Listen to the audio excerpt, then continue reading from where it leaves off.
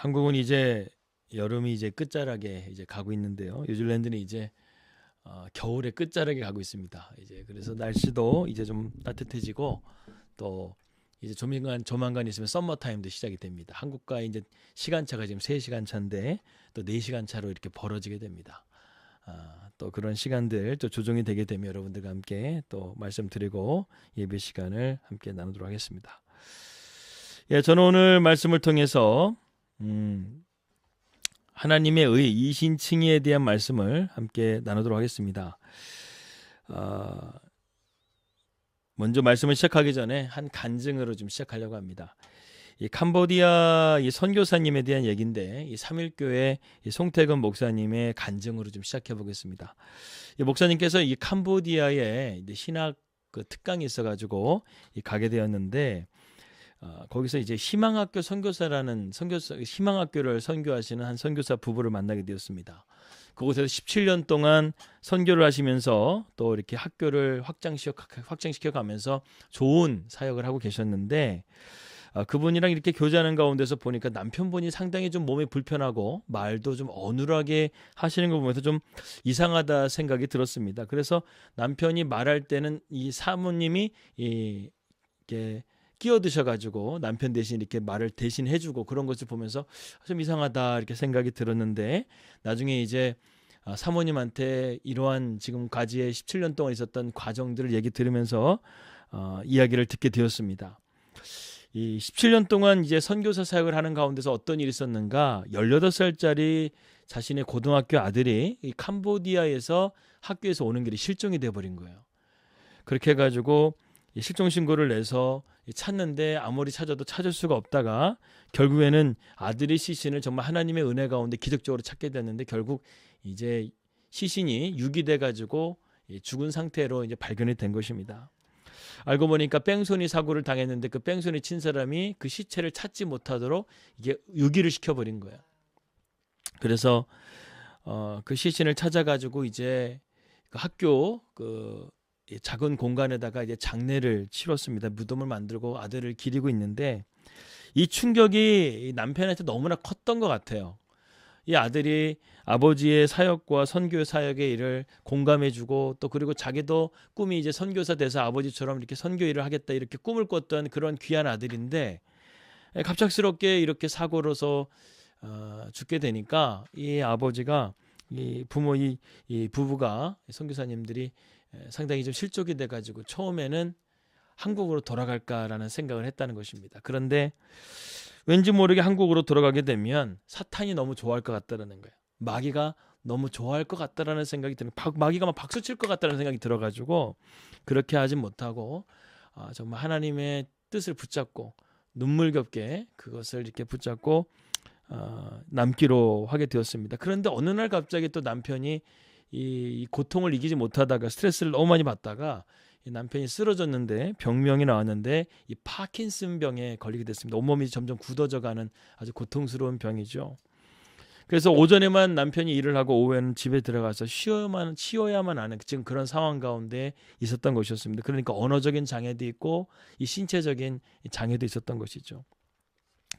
그래서 사모님과 이야기를 하면서 그동안 그렇다고 한다면 이런 상황 가운데서 어떻게 견딜 수가 있었습니까? 그렇게 사모님한테 이야기를 하자 사모님이 이 목사님에게 평생에 잊지 못할 한마디를 남겼다고 합니다. 목사님, 저희들은 17년 동안 매일 광야에서 맞는 아침을 맞이했습니다. 이렇게 말하는 거예요.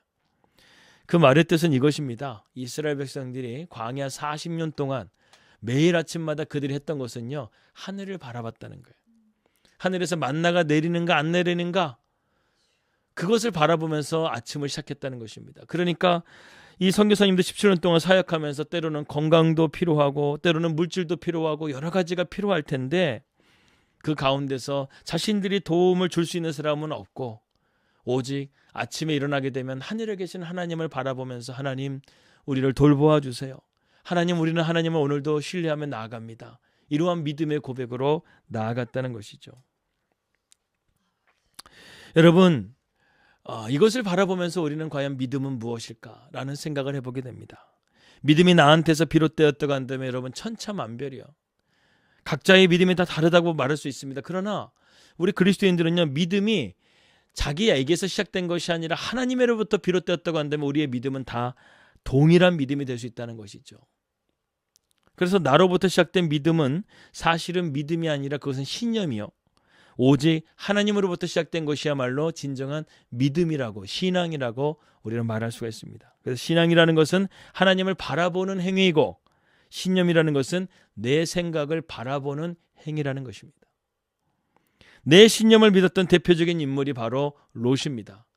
이 15장 앞서 14장 말씀, 13장 말씀 보게 되면 이 롯이 자기의 재산이 너무나 많아져서 아브라함과 자기 종들이 싸우게 되죠. 아브라함과 이렇게 갈라서게 되죠. 갈라서게 되는데 그 롯이 갈라서게 되면서 하는 말을 잘 들어보게 되면 그의 마음속에 굳은 신념이 하나 있어요. 무엇이냐? 이 가나안 땅에서는 희망이 없다는 거예요. 이 가나안 땅에서는 희망이 없고 오로지 저 소돔과 같은 도시국가, 자기가 보기에는 애국처럼 생겼고 에덴 동산처럼 풍요롭고 신에게 축복받는 땅 같은 그런 소돔과 같은 땅이 있어야 자기네가 더욱더 번성하게 되고 번영하게 될 것이라고 굳게 믿고 있었어요. 그래서 롯이 아브라함에게 말할 때 저 소돔에 있는 곳은 에덴과 같고 애굽과 같다 그랬어요. 그러니까 둘 다 아브라함과 롯이 애굽에 다녀오게 되면서 아브라함은 확실하게 주님을 더욱더 확실하게 깨닫고 경험하고 돌아와서 이제는 더 이상 내가 가나안 땅을 절대로 떠나지 않겠다고 생각했는데 롯은 그게 아니었어요.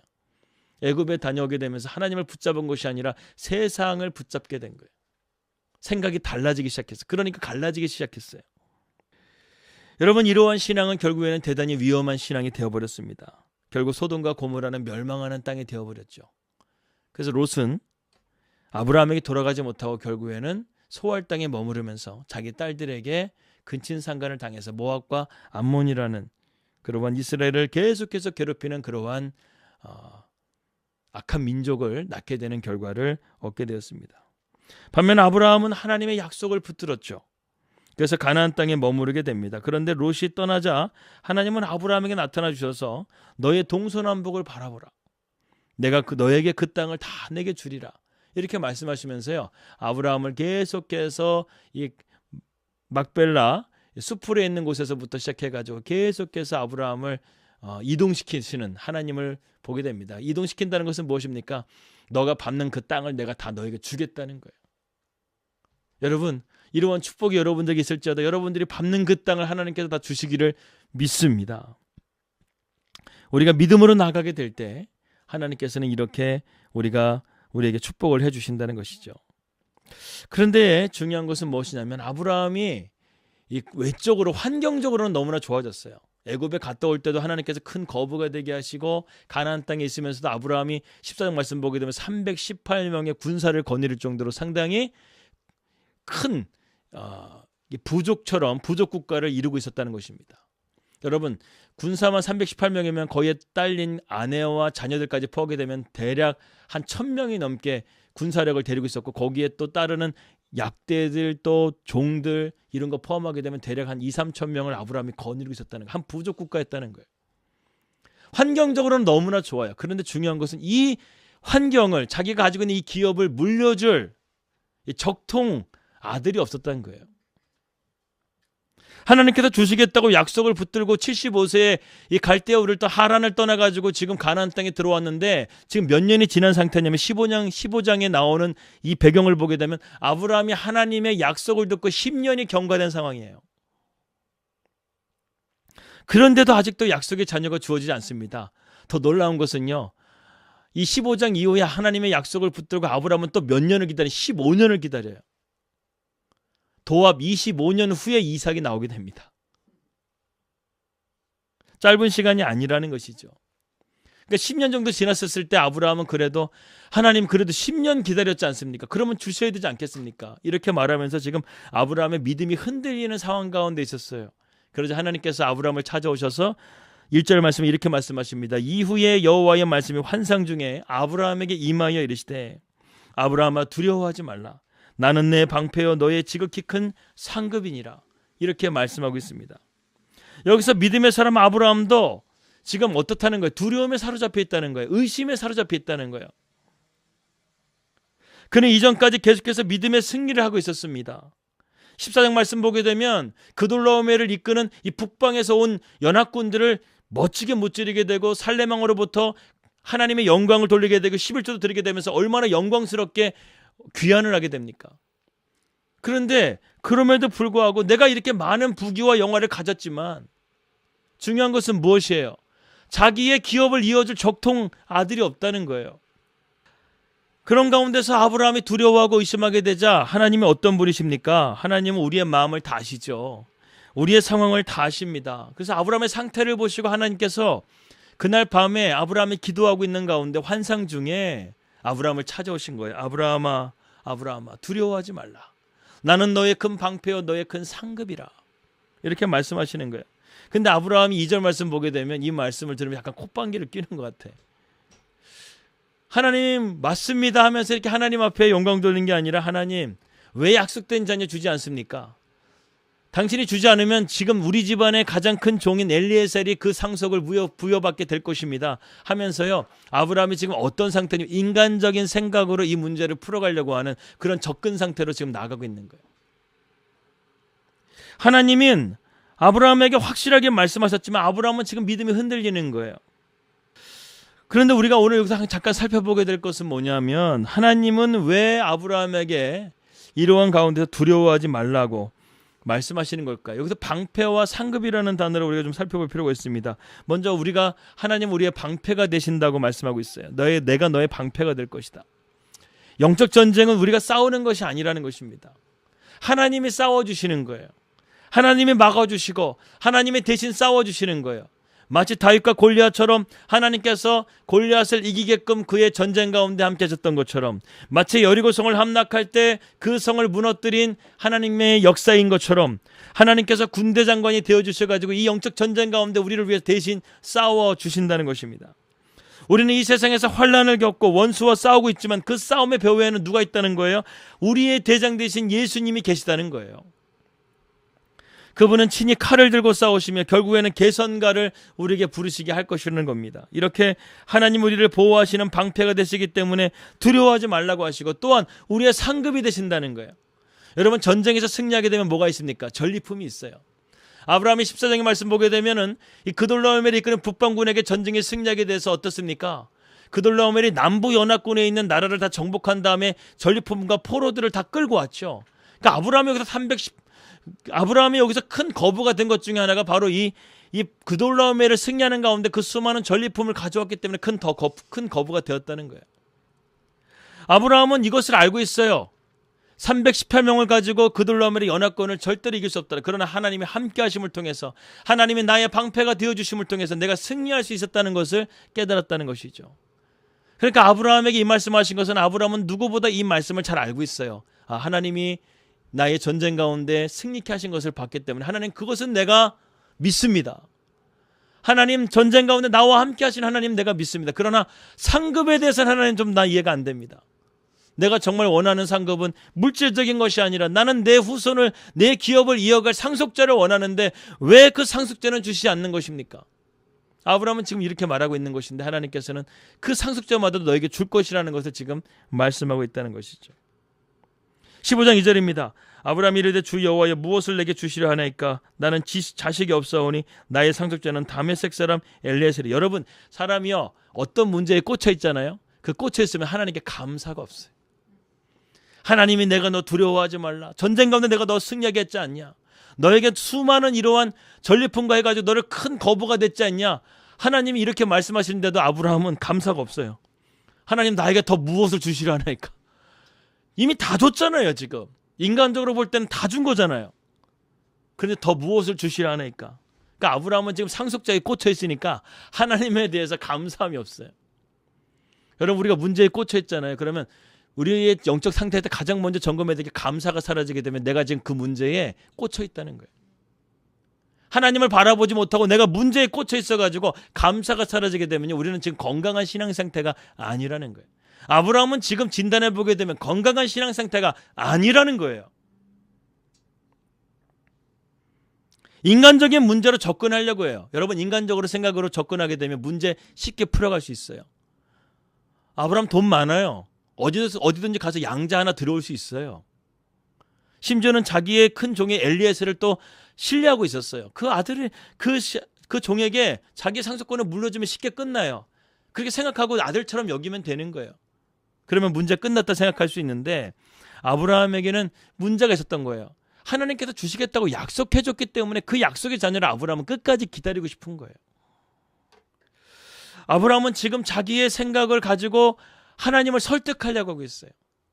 하나님, 제가 아무리 봐도 하나님 이것은 좀 무리인 것 같습니다. 전쟁 가운데 좀 전쟁에서 승리해 주신 것은 제가 알겠습니다. 그건 믿습니다. 내가 경험했기 때문에. 나에게 상급을 주신 거, 전리품 많이 주신 거, 애굽에서도 나에게 애굽의 바로왕으로부터 주신 거, 내가 이것까지는 하나님의 능력 인정하겠습니다. 그러나 인간의 몸에서 나오는 생명에 대해서는 하나님 좀 불신하는 것 같아요. 하나님 10년 동안 내가 기다렸잖아요. 하나님 이것은 못 하시는 거죠. 알겠습니다. 제가 또 다른 방법을 하나님 앞에 말씀드릴게요. 엘리에셀 있지 않습니까? 엘리에셀을 나의 상속자로 만들겠습니다. 그거 허락해 달라는 거예요. 하나님을 설득하고 있어요. 3절 말씀은 더 가관입니다. 아브라함이 또 이르되 주께서 내게 씨를 주지 아니하셨으니 이게 무슨 말이에요? 하나님 못 주신다는 거예요. 내 집에서 길린 자가 내 상속자가 될 것이니다. 지금 완전하게 하나님을 설득하는 가운데 있다가 나중에는 아예 단언해버려요. 하나님 이렇게 할 겁니다. 저 이제 도저히 못 기다리겠어요. 그렇게 하자 하나님이 어떻게 하십니까? 4절과 5절입니다. 여호와의 말씀이 그에게 임하여 이르시되 그 사람이 내 상속자가 아니라 내 몸에서 날 자가 내 상속자가 되리라 하시고 그를 이끌고 밖으로 나가 이르시되 하늘을 우러러 무뼈를 셀 수 있나 보라. 또 그에게 이르시되 내 자손이 이와 같으리라. 무슨 말씀이에요, 여러분? 하나님은 아브라함이 이 불경건한 말씀, 불신앙적인 말씀에 대해서 하나님은 아브라함을 책망하지 않으세요. 책망하지 않고 다시금 아브라함에게 약속의 말씀을 주세요. 아브라함을 산 꼭대기 높은 곳으로 데려가요. 밖으로 데려가요. 참 여기서 보게 되면 지금 환상 중인데 여기 5절 말씀 보게 되면 하나님께서 그를 이끌고 밖으로 나가셨다는 거예요. 지금 장막 안에 있는데 기도하고 있었는지 환상 가운데 누워 있었는지 모르겠어요. 그런데 하나님께서 장막 안에서 아브라함을 밖으로 나가셨다는 거예요. 데리고. 그리고 하늘에 있는 우러러 별을 보라고 하시는 거예요. 팔레스타인의 광야는 별이 쏟아지겠죠. 엄청나게 많겠죠. 근데 셀 수도 없는 그 별을 보면서 아브라함에게 내가 저 별처럼 많은 자손을 너에게 주겠다고 지금 말씀하고 있어요. 근데 아브라함에게 하나님께서 지금 이끌고 나가셔가지고 별을 보여주게 되는데 참 놀랍죠. 아브라함이요. 방금 전까지만 하더라도 하나님을 설득하려고 하고 하나님의 그 말씀 가운데 불순종하려고 하는 불신앙적인 마음이 있었는데 지금 하나님의 단 이 2절의 말씀 가운데 아브라함이 어떻게 됩니까? 16절 말씀에 뭐라고 되어 있었어요? 아브라함이 여호와를 믿으니 하나님께서 그것을 의로 여기셨더라. 단 이 2절의 말씀인데 아브라함은 다시금 하나님의 약속을 붙드는 것을 보게 됩니다. 이 말씀의 간격 가운데는 어마어마한 영적인 의미가 들어져 있다는 거예요. 아브라함은 지금 이 하늘의 수많은 별들을 바라보면서 창조주 하나님을 바라보게 된 거예요. 이 세상을 창조하신 하나님, 이 세상에 있는 저 별들을 창조하신 하나님을 바라보게 된 것이죠. 그러면서 하나님의 생각과 아브라함의 생각이 다르다는 것을 조금씩 차이를 발견하게 되는 거예요. 이사야서 55장 8절 말씀 보니까 이는 내 생각이 너희의 생각과 다르며 내 길은 너희의 길과 다름이니라 여호와의 말씀이니라. 여러분, 사람들은 편안한 길을 좋아합니다. 그러나 하나님이 생각하시는 길은 좁은 길이라는 것이죠. 고통의 길입니다. 하나님의 넓은 길에는 멸망이 있고 좁은 길에는 영생이 있다고 말씀하셨습니다. 여러분, 여기서 중요한 것은 하나님께서는 어떠한 일에 대해서 불가능한가 가능한가에 관심을 두지 않으세요. 하나님께서 우리에게 관심을 두고 계시는 것은 우리가 하나님의 약속의 말씀을 붙들고 믿고 있느냐, 그것을 믿지 않고 불신앙적으로 나아가느냐, 이 2가지에만 관심을 갖고 계신다는 거예요. 기적을 나타내는 건 하나님에게 일도 아니니까. 중요한 거는 우리가 믿음을 갖고 행동하는 게 중요하다는 거예요. 예수님도 그래서 기적을 일으키실 때 항상 이것을 할 줄을 내가 믿느냐, 믿음을 먼저 확인하시잖아요. 그러니까 우리가 항상 믿음을 먼저 갖는 것이 중요한 것인데 지금 아브라함에게 하나님께서 믿음을 먼저 가지라고 말씀하시는 거예요. 믿음이 선이고요. 그 다음에 하나님께서 기적은 후라는 거예요. 하나님께서 약속하셨다고 한다면 아무리 불가능해 보인다 할지라도 그것은요, 하나님께서 반드시 이루실 것을 우리는 믿어야 될 줄 믿습니다. 인간적으로 생각해 보게 되면 100세에 자녀를 낳는다는 것은 거의 불가능합니다. 남자나 여자나 다 이런 생식 능력을 상실해버린 상태예요. 오늘날 21세기에도 불가능합니다. 과학이 발달하고 의학이 발달했음에도 불구하고 21세기에도 이 100세에 90세에 자녀를 낳았다는 기록이 없어요. 기네스북 기록도 55세인가요? 60세인가?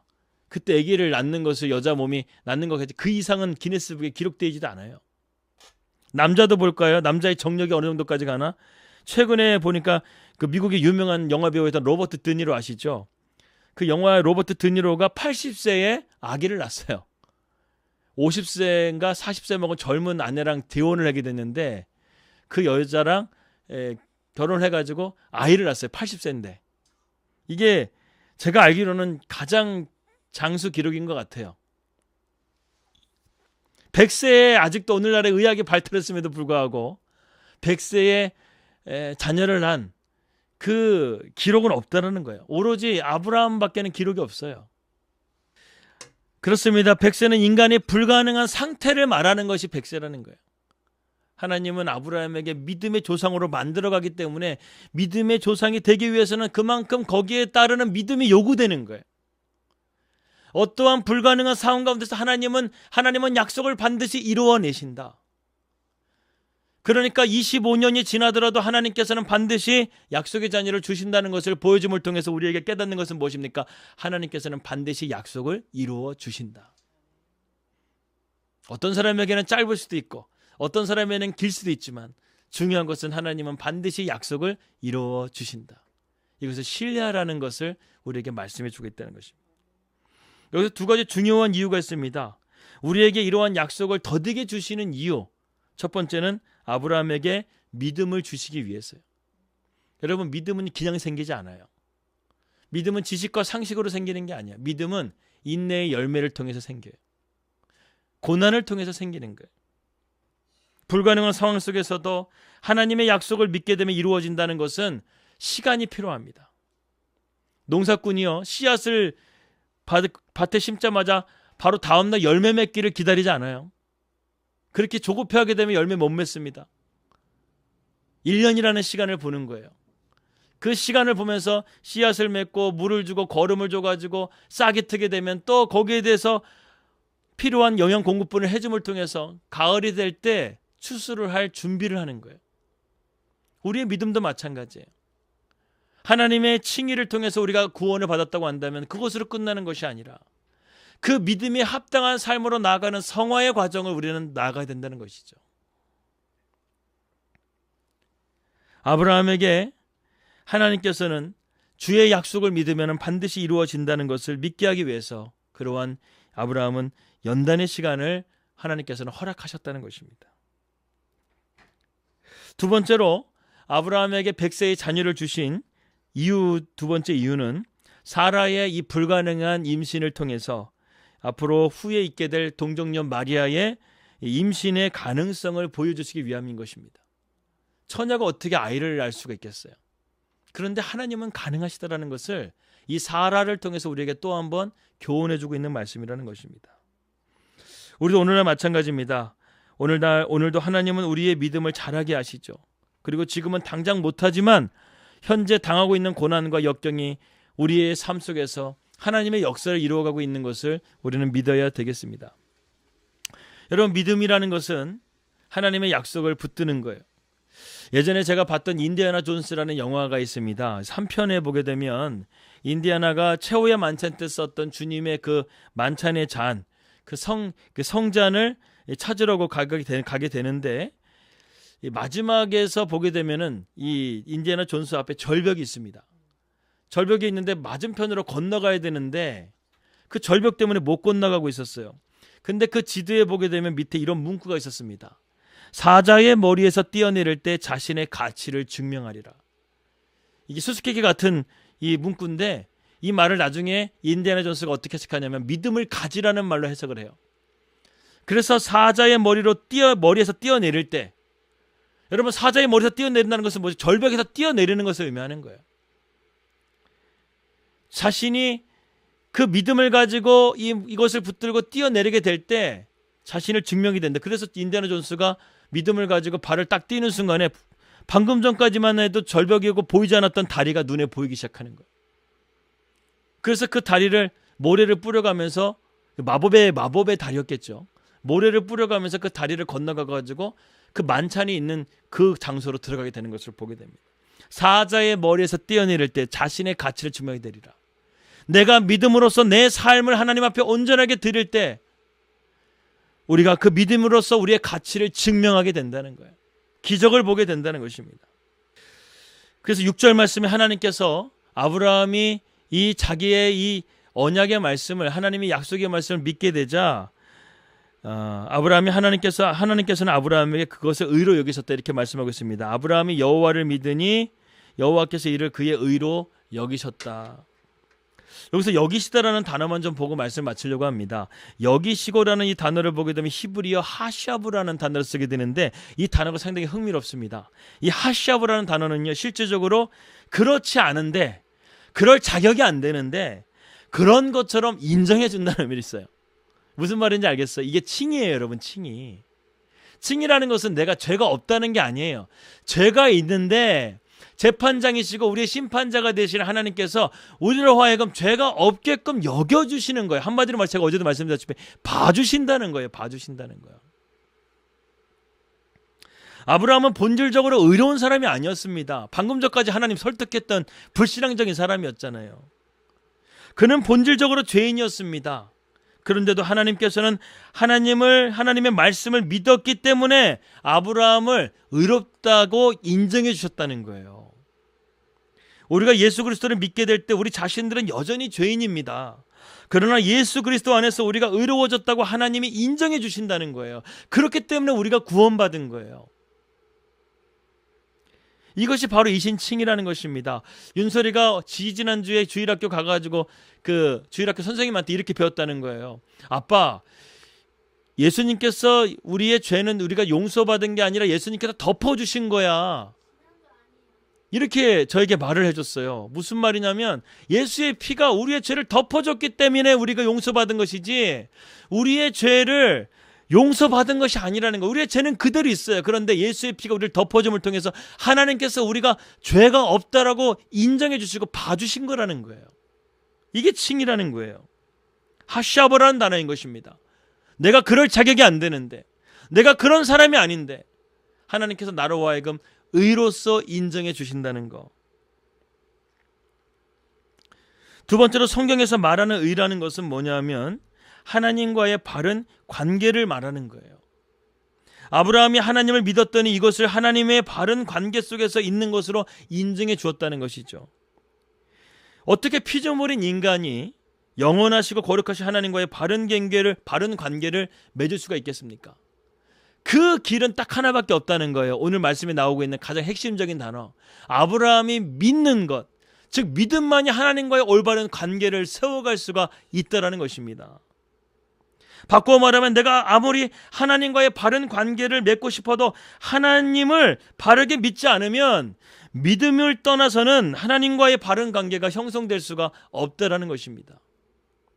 이것을 바꾸어 말하게 되면 바른 삶 자체가 불가능하다는 거예요. 우리가 하나님과의 바른 관계를 안 갖게 되게 되면, 믿음이 없으면. 여러분, 부부를 생각해 보겠습니다. 서로 남남이었습니다.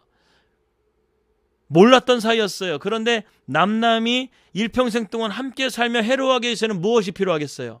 부부간의 신뢰가 필요한 거예요. 그래서 우리 결혼 서약할 때 남편은 아내는 남편을 사랑하기로 평생, 어떤 주리 하시는 분은 머리카락이 팥뿌리가 되도록 막 흰머리가 되도록 서로 사랑하겠습니까? 사랑이라는 자체의 단어 안에 뭐가 들어있는 거예요? 그 서약하는 자체에 뭐 있는 서로에 대한 존중과 신뢰가 들어있는 거예요. 그것이 깨지게 되면 이혼하게 되는 거죠. 갈라서게 되는 거예요. 믿음만이 부부의 관계를 형성할 수가 있는 것처럼 하나님과의 관계도 믿음이 필요하다는 것이죠. 그래서 여러분, 이 예수님의 제자였던 도마가 부활하신 주님을 보지 못해가지고 내가 예수님의 손가락과 옆구리에 손가락을 넣어보지 않으면 내가 예수님 믿지 못하겠다. 이렇게 말하자 예수님이 나타나 주셨어요. 그러면서 도마에게 내 옆구리에 손을 넣어보라고 손을 아예 붙잡아가지고 넣어주시잖아요. 야, 이래도 내가 아니야? 이렇게 예수님께서 말씀하시잖아요. 근데 예수님께서 핵심적으로 우리에게 가장 뼈를 때리는 말, 도마에게 뼈를 때리는 말 한마디를 합니다. 뭐라고 말하냐면 네가 나를 본고로 믿느냐. 보지 않고 믿는 자는 복되도다 그랬어요. 여러분, 우리가 보지 않고 믿는 것이야말로 진정한 복이에요. 그래서 여러분, 부부관계 속에서 남편이 하루 종일 직장에 나가서 24시간 밖에 나가 있어요. 밖에 나가 있는데 내가 어떻게 24시간 남편을 따라다니겠어요? 남편이 무슨 허튼 짓을 하지 않나? 잘못하지 않나? 뭐 그렇게 바람피지 않나? 이런 것들을 24시간 따라다니게 되면 그게 무슨 신뢰겠어요? 그건 확증인 거지. 따라다니는 거지. 그 남편을 믿는 거예요. 하루 종일. 하나님이 남편이 지금 가족을 위해서 열심히 뛰고 일을 하고 있어. 남편은 아내를 사랑할 뿐만 아니라 우리 자녀들을 다 사랑하고 있기 때문에 열심히 뛰고 있어. 이 신뢰가 있기 때문에 남편을 믿는 거예요. 가정이 꾸려지는 거예요. 이 관계가 있기 때문에 가정이 세워져 가는 거예요. 마찬가지로 지금 하나님이 우리와 함께 계시고 뿐만 아니라 하나님이 지금 나를 위해서 열심히 일하시고 계셔. 하나님이 지금 나의 목자가 되셔서 나를 선한 길로 인도하고 계셔. 이것을 우리가 믿는 믿음이 세워지게 되면 우리는 하나님과의 바른 관계를 나아갈 수가 있는 거라는 거예요. 의심하지 않는 자, 보지 않고 믿는 자는 복되다라는 것이 무엇입니까? 하나님이 지금 내 눈에 보이지 않는다 할지라도 주님이 살아계심을 믿고 주님이 나의 삶 가운데 함께 계심을 믿고 주님이 나를 위해서 지금도 일하시고 계시고 나의 삶을 이끌어가고 계심을 믿는 것이야말로 우리에게 복된 거라는 거예요. 여러분, 이것을 믿으셔야 돼요. 의심하지 않고 보지 않고 믿는 자는 복되도다. 여러분, 남편 믿어야지 어떻게 하게 되겠어요? 자기 자식을 믿어야지 어떻게 되겠어요? 하나님을 우리가 믿어야지 우리의 믿음이 진짜가 되는 거지. 우리가 교회 다니면서도 하나님이 살아계신가 안 살아계신가 이것을 불신앙적으로 갖고 있다고 한다면 그게 어떻게 믿음이 되겠어요? 그런 믿음은 하나님의 칭의로 여겨주지도 않아요. 오직 진리와 진리를 믿는 믿음, 오직 하나님을 믿는 그 믿음, 약속의 말씀을 붙드는 믿음, 이 믿음이야말로 진짜 믿음입니다. 그래서 하나님께서 그 다음에 하신 것이 무엇이겠습니까? 아브라함이 또 그래요. 아브라함이 아직도 확실하게 이렇게 다시 한번 이렇게 묻습니다. 하나님께서 이렇게 약속하신 것을 내가 무엇으로 믿을 수가 있겠습니까? 좀 확증을 보여주세요. 그러니까 하나님이 아브라함에게 뭐라고 말씀하십니까? 나를 위하여 3년 된 암소와 3년 된 암염소와 3년 된 순양과 산비둘기 집비둘기 새끼를 가져오라. 지금 하나님이 15장에서 내일 우리가 말씀드린 언약을 맺으세요. 언약 갱신을 하십니다. 아브라함은 내가 지금까지 너에게 여러 번 말했지만 너는 나를 잘 믿지 못하는구나. 내가 확실하게 언약 한번 세워줄게. 그래서 15장 9절 말씀부터는 하나님께서 이제 암소와 암염소와 3년 된 순양과 산비둘기 집비둘기를 가지고 지금 언약의 갱신을 하시겠다는 거예요. 언약을 맺으시겠다는 거예요. 그래서 그 희생제물을 반으로 쪼개지고 하나님은 그와 아브라함과 언약을 맺습니다.